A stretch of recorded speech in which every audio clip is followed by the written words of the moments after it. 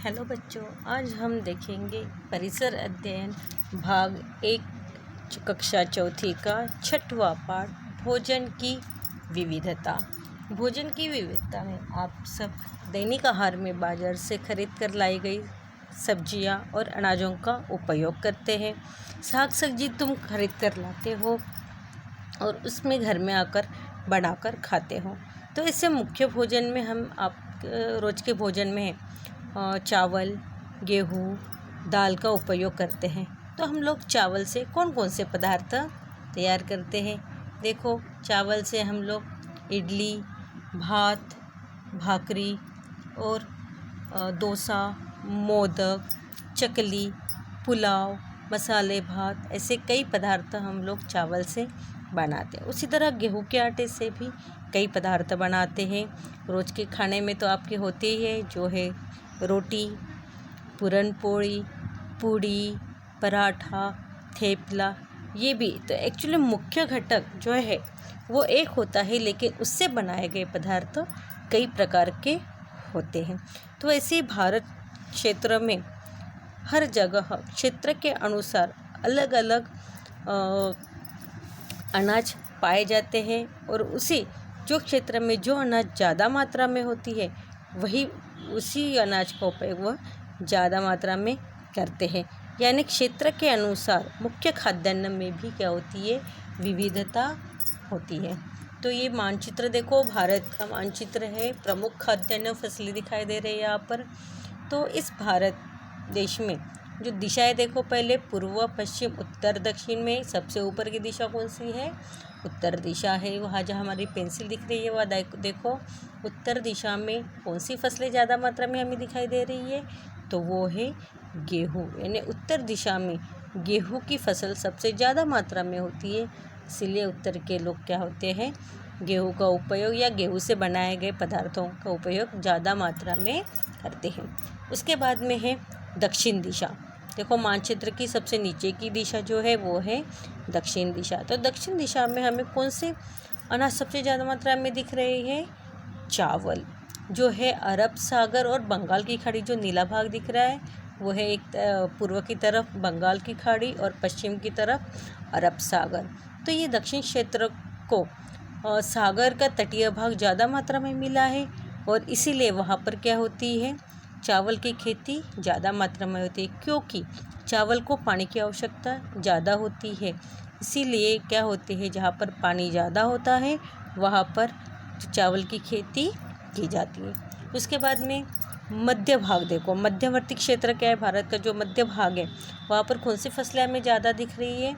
वहाँ पर गेहूँ और ज्वार की फसल हमें क्या हो रही है, ज़्यादा मात्रा में दिख रही है। यानी वहाँ के लोग गेहूँ और ज्वार से बनाए गए खाद्य पदार्थों का उपयोग ज़्यादा मात्रा में करते हैं।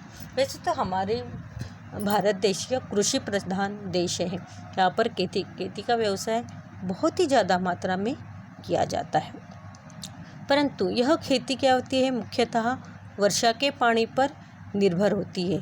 सभी स्थानों पर क्या होता है, समान रूप से वर्षा नहीं होती, तो कभी कम तो कहीं अधिक मात्रा में क्या होती है, वर्षा होती है। तो जहाँ कम वर्षा होती है तो वहाँ पर कौन से अनाज ज़्यादा होते हैं? वहाँ पर ज्वार, बाजरा, मोठ जैसी फसलें उगाई जाती है, क्योंकि इन फसलों को कम पानी की आवश्यकता होती है।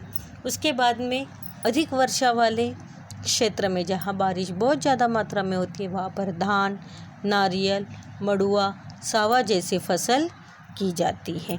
और जहाँ पर मध्यम वर्षा होती है वहाँ पर गेहूँ, अरहर, सोयाबीन जैसे फसल की उपजाऊ ज़्यादा होती है। तो अच्छी फसल होने के लिए उत्तम बीज, उपजाऊ मिट्टी, पर्याप्त सूर्य प्रकाश और अपेक्षित पानी की आवश्यकता होती है। और हमारे देश में ऋतुओं के अनुसार अनाज तथा साग सब्जी में विविधता दिखाई देती है।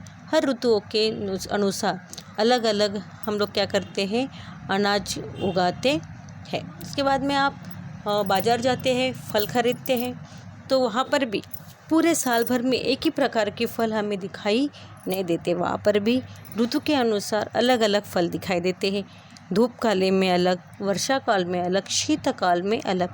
धूप काल में आप सबको पता है कौन कौन से फल ज़्यादा दिखाई देते हैं, वो है तरबूज, आम, संतरा, खरबूजा। ये फल क्या होते हैं, धूप काल में ज़्यादा मात्रा में दिखाई देते हैं। लेकिन कुछ फल ऐसे हैं वो साल भर दिखाई देते हैं। वो कौन से हैं, वो है सेब, केला, चीकू। ये फल क्या है, हमें साल भर दिखाई देते हैं। वर्षा काल में कौन से फल दिखाई देते हैं, अभी अंगूर, केला, जामुन। हाँ, ये ऐसे फल जो है वो क्या होते हैं, वर्षा काल में हमें दिखाई देते हैं। यानी ऋतु के अनुसार सभी जगह क्या होते हैं, अलग अलग फल का उत्पादन होता है। उसके बाद में क्या होता है कि हमारे महाराष्ट्र में हर ज़िले में अलग अलग प्रकार का भोजन करते हैं। तो यहाँ पर आप मानचित्र में देख रहे हो, हम सबसे पहले कहाँ से शुरुआत करते हैं, तो हम लोग चलो अपने आसपास के ज़िले से ही शुरुआत करते हैं। पूर्व दिशा में चलते हैं। देखो है कौन सा है, गोंदिया। ठीक है, गोंदिया में क्या दिख रहा है, भात, क्योंकि वहाँ पर पानी ज़्यादा मात्रा में होता है, इसलिए वहाँ भात की खेती ज़्यादा होती है। इसीलिए गोंदिया के लोग क्या करते हैं, भात ज़्यादा मात्रा में खाते हैं। बाद में आपको दिख रहा है चंद्रपुर। चंद्रपुर में लिखा है सावजी मटन, यानी यहाँ पर मटन का उपयोग, यानी मटन के साथ साथ चावल और रोटी का भी उपयोग ज़्यादा मात्रा में करते हैं। बाद में आपको दिख रहा है नागपुर। नागपुर में है संतरा बर्फी। आप सबको पता है नागपुर के प्रसिद्ध फल है संतरा, और वहाँ पर इसीलिए संतरे के कई प्रकार के पदार्थ बनाकर खाए जाते हैं। तो ऐसे ही हमारे महाराष्ट्र में हर जगह या हमारे पड़ोसी राज्य भी दिखाई दे रहे हैं। तो हम लोग देखेंगे, चलो गुजरात। तो गुजरात के लोग क्या खाते हैं, देखो ज़्यादा ढोकला और थेपला। तो ढोकला यह बनाया जाता है चावल से, और थेपला ये बनाया जाता है गेहूं के आटे से। तो इस प्रकार क्या है, महाराष्ट्र में हर ज़िले में और पड़ोसी राज्य में कौन कौन से प्रसिद्ध खाद्य पदार्थ है, वो इस मानचित्र में दिए गए हैं। तो इस प्रकार महाराष्ट्र में हर जगह ज्वार, बाजरा, मूंगफली, सोयाबीन जैसे अधिक अलग अलग प्रकार के फसल पाए जाते हैं। तो आपको पता है आम से भी कई पदार्थ बनाते हैं। वो है आम का अचार, आम रस, हाँ ये बनाते हैं। बाद में रोटी से मैं बताई थी आपको, पूरन पोली, थाली पीठ, झुनका, ये पदार्थ बनाते हैं। उसके बाद में तिलहन के बारे में देखते हैं हम लोग। कौन कौन से पदार्थों से तेल निकाला जाता है, वो है सोयाबीन, मूंगफली, तिल, सरसों, सूर्यफूल। इनसे क्या होते हैं, तेल निकाला जाता है। यानी परिवर्तन के अनुसार हर क्षेत्र के लोगों का आहार क्या होता है, निर्धारित होता है। ओके।